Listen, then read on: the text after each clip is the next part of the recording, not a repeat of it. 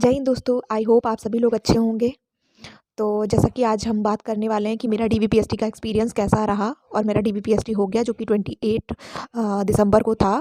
और मेरा डीवीपीएसटी कैसा रहा और क्या-क्या दिक्कतें आई, एफिडेविट एक्सेप्ट हो रहा है कि नहीं हो रहा है, स्टाफ कैसा है और कास्ट सर्टिफिकेट और डोमिसाइल कब से कब का चाहिए और हाइट में कोई दिक्कत आ रही है या एक आध पॉइंट से डिफरेंस मतलब एक आध मिलीमीटर का अगर डिफरेंस आ रहा है तो वो इन ले रहे हैं कि नहीं ले रहे हैं, आउट कर दे रहे हैं, मतलब एक आध पॉइंट में भी अगर डिफरेंस है तो एक्सेप्ट कर रहे हैं या नहीं कर रहे हैं। इन सारी चीज़ों पे आज हम डिस्कस करेंगे। सबसे पहली चीज़, अगर आप मैनर में रहते हैं, आप अच्छे से रहते हैं, तो पूरा स्टाफ बहुत अच्छा है, बहुत हम्बल है। कोई भी ये नहीं चाहता है कि आप यहाँ तक आने के बाद में ज़रा-सी भी चीज़ों से बाहर जाएँ, तो ऐसा कुछ भी नहीं है। स्टाफ बहुत अच्छा है, चाहे जहाँ का हो। हालाँकि मेरा सीतापुर में था, तो सीतापुर का स्टाफ बहुत अच्छा है, कोई दिक्कत नहीं। आप आराम से जाइए, रिलैक्स होके जाइए और कोई प्रॉब्लम नहीं है। अगर आपके सारे डॉक्यूमेंट कंप्लीट हैं, सारी चीज़ें अच्छे से हैं, तो कोई डरने वाली कोई बात ही नहीं है। मतलब आप आराम से जाइए, कोई दिक्कत नहीं है।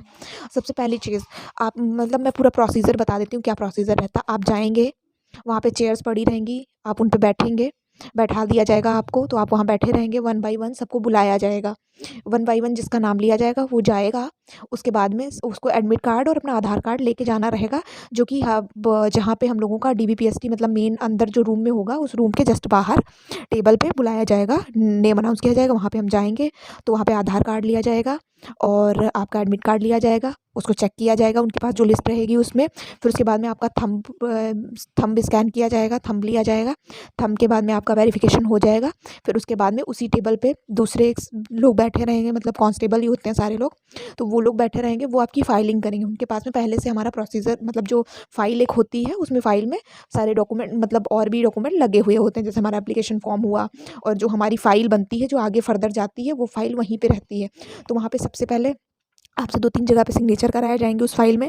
आप वहाँ पे साइन करेंगे और उसके बाद में आपके जो दसों उँगली हैं, वन बाय वन सबका थंब लिया जाएगा।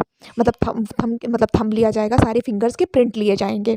तो आप वन बाय वन पहले राइट हैंड का लिया जाएगा, फिर लेफ्ट हैंड का लिया जाएगा और आपको गलती नहीं करनी है। आपको थंब एकदम ऐसे सीधा लगाना है। जैसे हम लोग ऐसे तिरछा लगा देते हैं, कुछ भी नहीं, नहीं थंब हमको ऐसे पेपर पे एकदम सीधा लगाना है। हालाँकि मैंने ये गलती कर दी थी, थोड़ा तिरछा कर दिया था, हाथ बेंड कर दिया था, ऐसे नहीं करना, आपको ऐसे एकदम एग्ज़ैक्ट सीधा लगाना है। तो ये आपको गलती नहीं करनी है, ये चीज़ ध्यान रखना है वहाँ पे। तो उसके बाद में ये फाइलिंग हो जाएगी, आपका हो जाएगा। फिर उसके बाद में आपसे कह देंगे कि आप जहाँ बैठे थे, आप वहीं बैठिए जाके। और वहाँ बैठने के बाद में आपको दोबारा बुलाया जाएगा अंदर जाने के लिए, क्योंकि ऑलरेडी 2-3 लोग पहले से वहाँ बाहर अंदर जाने के लिए बैठे हुए होंगे और आपकी फाइलिंग थोड़ा पहले करा ली जाती है।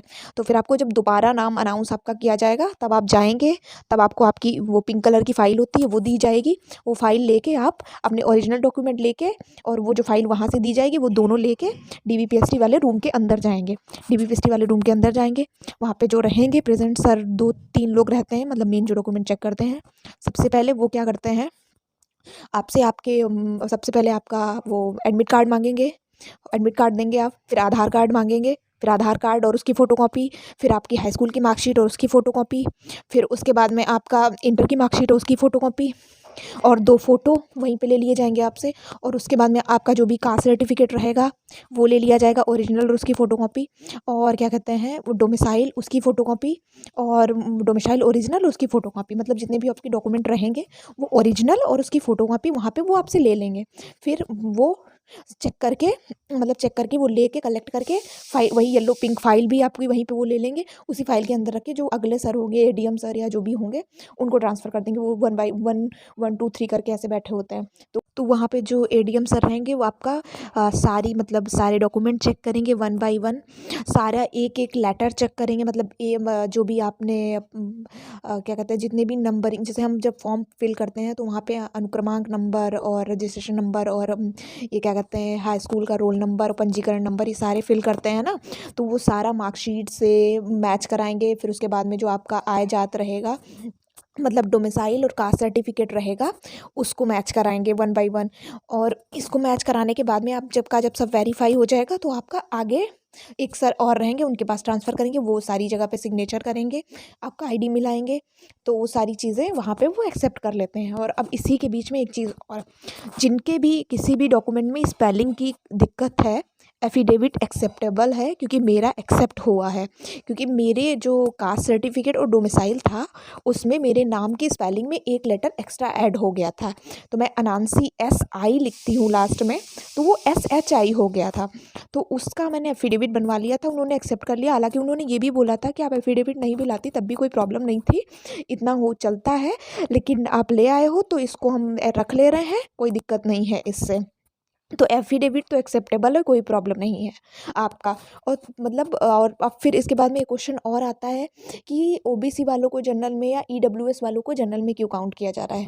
सबसे बड़ा रीज़न का इसका एक ही रीज़न है, जिन लोगों ने जैसे जो कास्ट सर्टिफिकेट है वो पहले का लगा दिया है या बाद का या लेके गए हैं, तो उनको जनरल में डाल दिया जा रहा है। इसलिए क्योंकि उन जो हमारी नोटिफिकेशन थी या जो भी था, जो भी बताया गया था उसमें जो डेट थी 1 अप्रैल 2023 से लगा करके 16 जनवरी 2024 के बीच का कास्ट सर्टिफिकेट होना चाहिए, बस वो वही एक्सेप्ट कर रहे हैं। उनको वही चाहिए, उसके ना पहले का चाहिए ना बाद का चाहिए। और अगर ऐसा नहीं है तो वो उस स्टूडेंट को उठा के OBC से या EWS से सीधे जनरल में काउंट कर दे रहे हैं।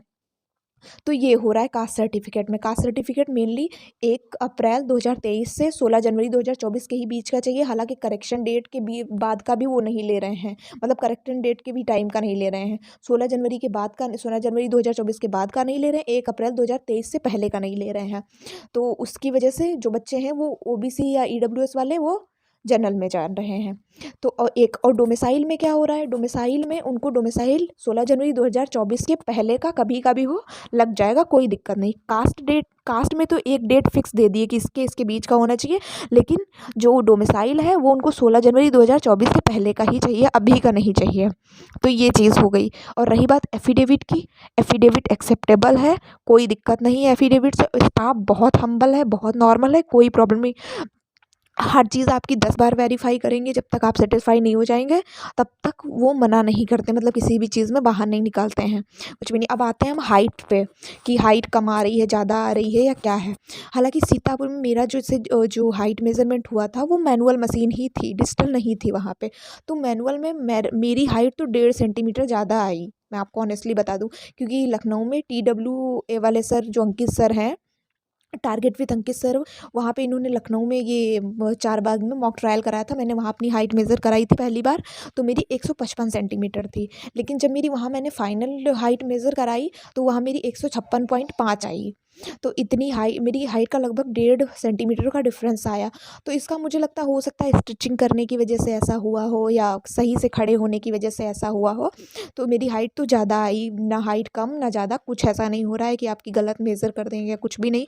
आपकी हाइट अगर एक आध पॉइंट से भी कम है तो वो इन भी कर ले रहे हैं बहुत सारे बच्चों को।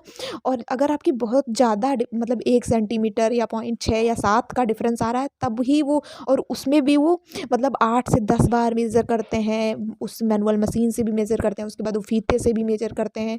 हर तरीके से वो पूरा स्टाफ, मतलब DSP सर थे, उन्होंने खुद खड़े होके मेज़र कराई पूरी चीज़ें। तो ऐसी चीज़ें नहीं है कि आपको वो ऐसे ही भेज देंगे, वो 10-10 बार मेज़र करते हैं हर एक चीज़। मतलब मेरे यहाँ पे तो 2 लड़कियाँ थी जिनका वेट 100 ग्राम या 200 ग्राम कम था, तो उनको केला खिला के वेट मेज़र कराया उनका, उनको ले लिया था। मतलब खुद ही उनको टाइम दिया कि आप केला खा लो या कुछ खा पी लो, उसके बाद में आपका वेट मेज़र करते। तो उनको इन कर लिया। अगर वो चाहते, अगर ऐसा ना करना होता तो बाहर कर देते ना। तो उनको ले लिया, बच्चियों को दोनों को। तो स्टाफ तो बहुत अच्छा है, कहीं का भी स्टाफ हो, पूरा स्टाफ बहुत अच्छा है। और ये चीज़ अब हाइट की हो गई। अगर जिन लोगों का आगे DVPST लगा है, जिनका पॉइंट में या 2 पॉइंट 3 पॉइंट 4 पॉइंट यानी कि आधा सेंटीमीटर तक भी हाइट गैप आ रहा है, तो भाई मेरी मानो तो 10 दिन 15 दिन 2 दिन 4 दिन 1 दिन जो भी आपके पास टाइम है, स्टिचिंग करते रहो। उससे आपकी हाइट में आपको डिफरेंस खुद दिख जाएगा।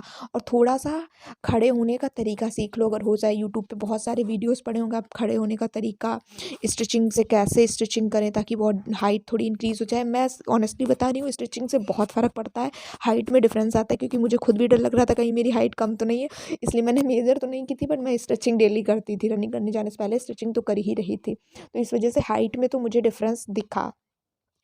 तो आई थिंक, मुझे लगता है आप लोगों के सारे डाउट्स क्लियर हो गए होंगे। तो ऑल द बेस्ट जिनका भी DVPST आगे लगा है, तो आप अच्छे से जाइए, टेंशन लेने की ज़रूरत नहीं है। बाकी तो जो किस्मत में होगा वो सबको मिलेगा ही अपने अपने हिस्से का। बाकी मेहनत करना हमारा काम है, वो हम कर रहे हैं बस। Thank you so much.